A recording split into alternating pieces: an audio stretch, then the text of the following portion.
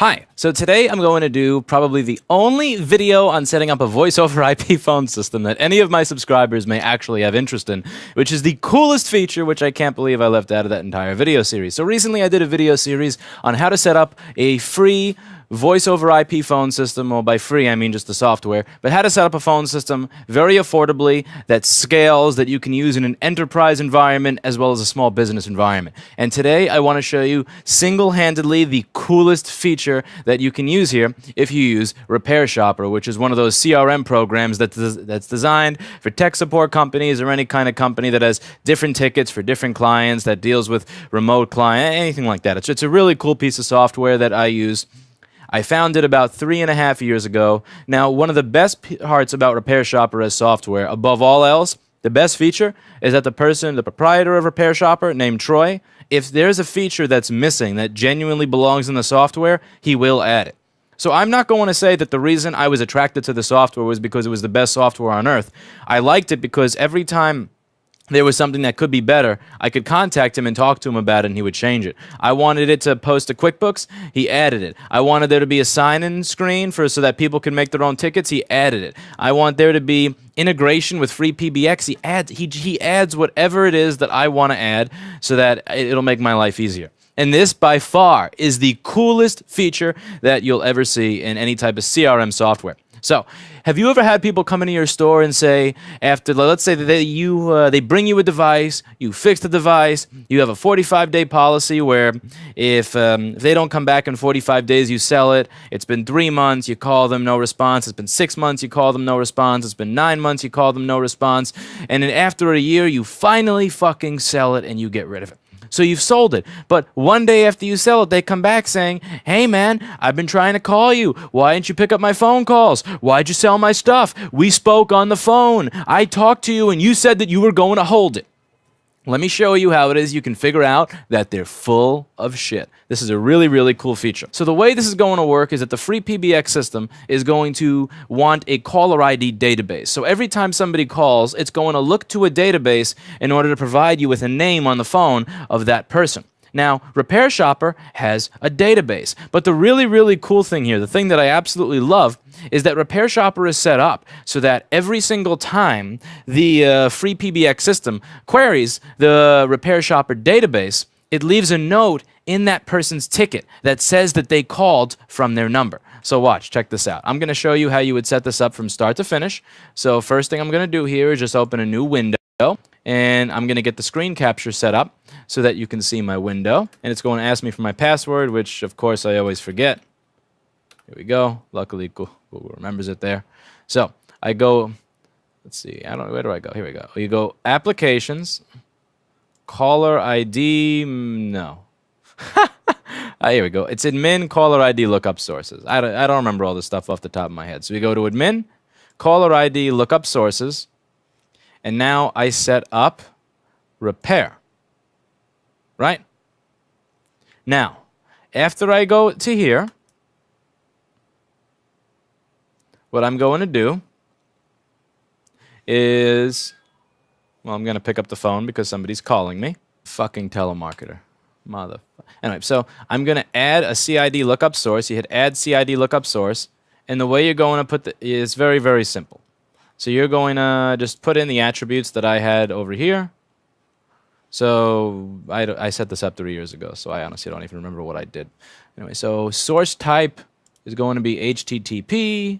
The host is going to be your url.repairshopr.com. So for mine, it's rossmangroup.repairshopr.com. So let's, I would put in rossmangroup.repairshopr.com. And then for path, you put API/caller ID. Very simple there. And then the query is going to be DID equals number, right? Now, after you do this, what's going to happen, once you set this as your CID lookup source, once you've added it, I called mine repair, I go to connectivity, and then I go to inbound routes.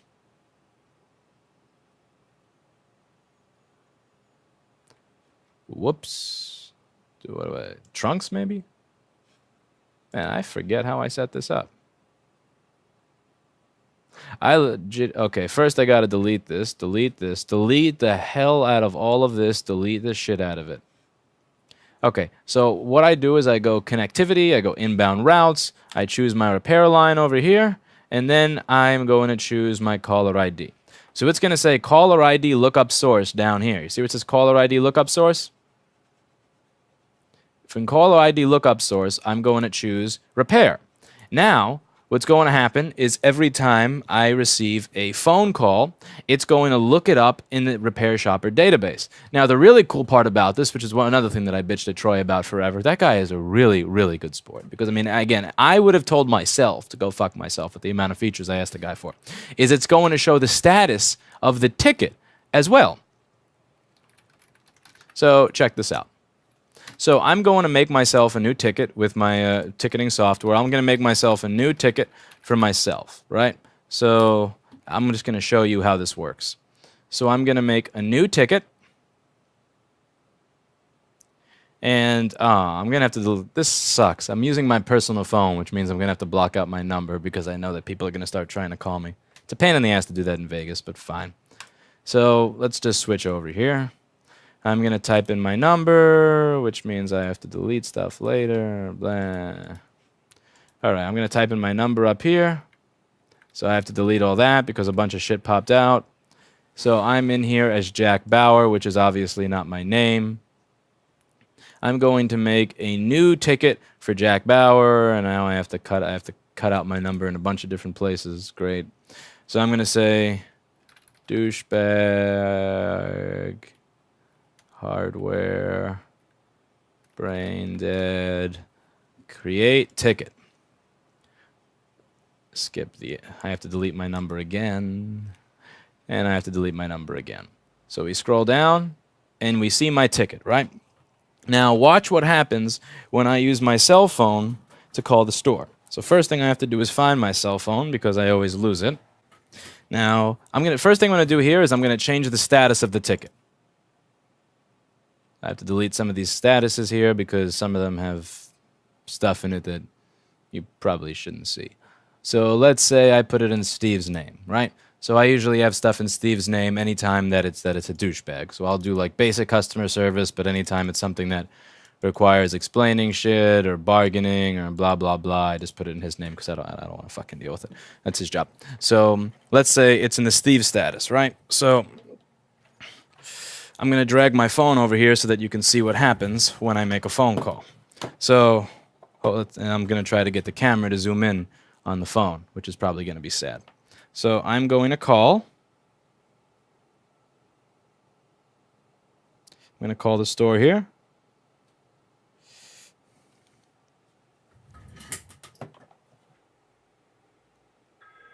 See? So I'm going to have to delete the part with my fucking number. But S, Jack Bauer. So status, name. Status and name. This is really, really cool for a number of reasons. So the first is I may not want to pick up the phone for every single fucking person who calls. There are calls where I'm going to want to pick... There are calls where I'm going to want to pick up the phone. So let's say it's a vendor that I've been trying to get a hold of for the past 2 weeks that I legitimately want to do business with. I will pick up the phone as soon as I see that. Let's say that I see it's in status Steve. It's probably in status Steve because it requires bargaining or explaining something that's unpleasant, or well, usually either bargaining or explaining something that's unpleasant. I'm not picking up. Fuck that. I'll pick up if there's nobody else here, but if I see that he's here, it's just going to take him a few extra steps to walk to the phone. Fuck that. I'll let him pick it up. I don't feel like, because anything that requires bargaining or explaining unpleasant shit means that I have to stop what I'm doing in the microscope for about 10 minutes. And I realize that is part of the job, but it's just a part of the job that I don't feel like doing. That's why I hired somebody who's very technically proficient, who doesn't fix anything all day just so that they can deal with those annoying conversations. If I see that it's, let's say that it's 8:01, right? And I see that it's waiting approval. I may pick up the phone even though we close at 8 if it's 8:01 because I see waiting approval. Now, if I see that it says wait, pick up fixed and it's 8:01 and we close at 8, I never pick that up. The reason I never pick that up is because I know what it is. It's going to be somebody who goes, "Hey, I'm just 5 minutes away. I'm 5 minutes away. Would you be able to just stay a little bit late for me?" And no, because that never works, because you're never 5 minutes away. You're in Brooklyn, or you're in Queens, or you're like, no, that happens all the time. For the first year, I used to get tricked by that shit all the time. Can you just stay open 5 minutes late just for me? 9:45 rolls around, an hour and 45 minutes later, I call them. It's like, oh yeah, I figured out that I probably wouldn't be able to make it. Sorry. It's like, yeah, thanks for calling me back, asshole. So if I see wait pickup fixed and it's 7:59 and we close at 8, I'm not picking that up. Because that's a trap. That is a trap. See what they say is they say, well, I'll say we're closed. It's 8:01, and sometimes wise asses will do some shit like, well, you're not closed because you picked up the phone. That's a great attitude to have. That's a fucking great attitude to have when you're trying to ask somebody for a favor, instead of like being nice, to be a prick. But I digress. This is a great feature. Let's say that I see that so like I took something in, and that I said this will be done in 24 hours. 1 hour passes, and I see that it says new, and I receive a phone call. I'm not going to pick that up because it's like, hey, is it done yet? Hey, what do you think it's going? No.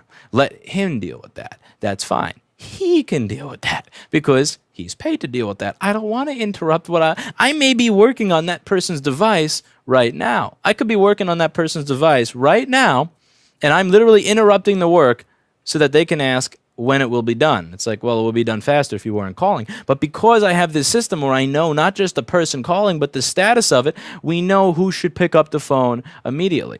Let's say it's in status shipped. Now, Steve could pick up the phone. I could pick up the phone. Or the person who actually shipped it could pick up the phone. So if it's a question like, hey, did it ship today or will it ship tomorrow? The person best fit to answer that question would be the person who shipped it. So now everybody looks at the phone to see who's calling, what's up, and we see that it's something about a shipping, or it's something that just shipped. So the person who just shipped it can pick up the phone and say, hey, yeah, the mailman just picked it up 20 minutes ago. Yeah, I know it doesn't show as scanned in, but that's because they scanned it in at the post office, but it did go out today. Or, no, it didn't go out today, I'm sorry. This way you can explain to your customer what's going on with it. It's a great system. When you know who, not just who's calling, but what the status is of that person, you then know how to efficiently deal with it. And it's helped us tremendously. But here's the part that's really, really cool. Here's the part that, above all else, that I love. So let's check out my ticket with Jack Bauer here that I made. So check this out. This is the ticket. Now I'm going to refresh it and look at what it says. It says that I called. It says that not only does it say that I called, it says the fucking time that I called, which is really, really cool.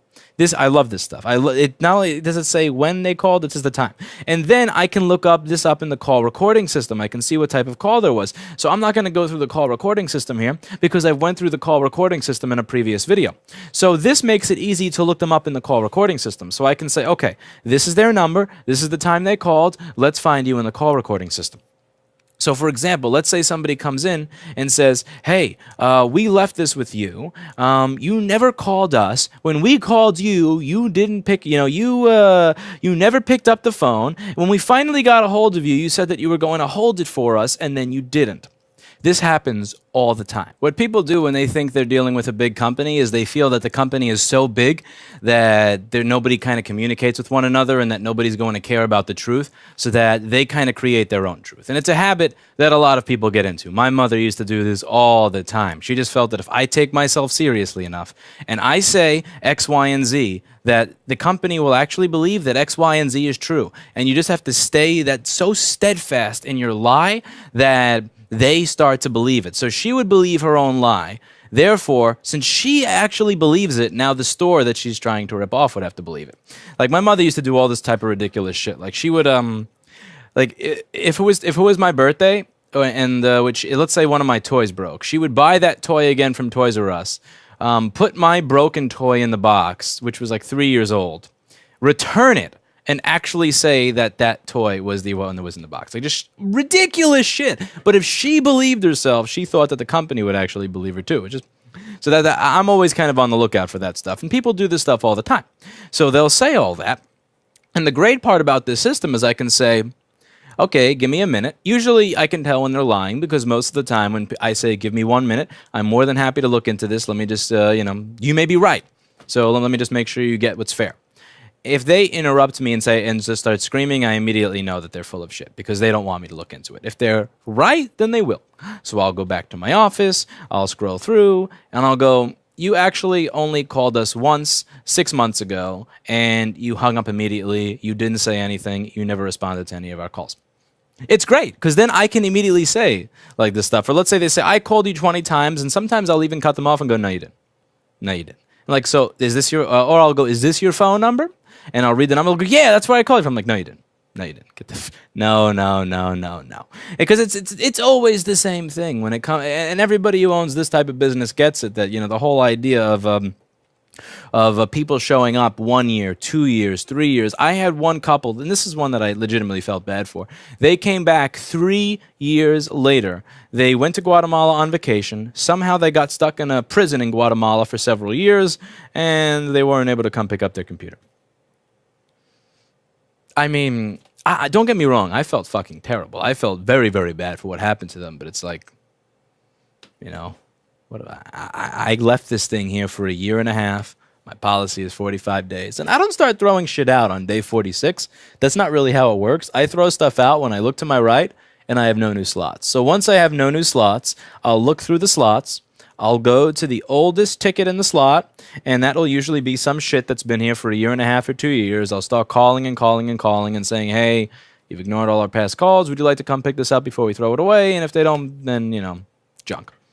But yeah, this is a really great system because it allows you to really turn bullshit into facts. Like you can start disputing people not based on what you think happens, but you can start dealing with these disputes based on what actually happened. And my favorite is when I wind up going to the call recording on one of those days that person says, I called and you said you would hold it, and I hit play and they're in the room and it's like, oh, hi, you haven't thrown away my stuff yet? No, I haven't thrown it away, even though you're about 1 week past the date. Oh, thank you so much. I really appreciate that. I know that you should have probably just thrown it away right now. I'm going to come pick it up tomorrow. I promise I'm going to pick it up tomorrow. Okay, sure. And then a year later, they come in and say, you promised you were going to hold it for me. And it's like, yeah, for one fucking day. And you understood it.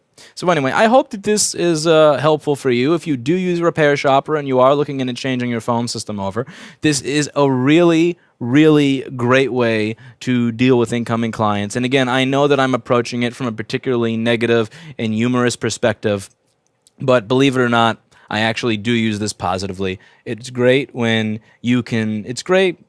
There are people that are using my window as a mirror. That's just really creepy. Hi, creepers.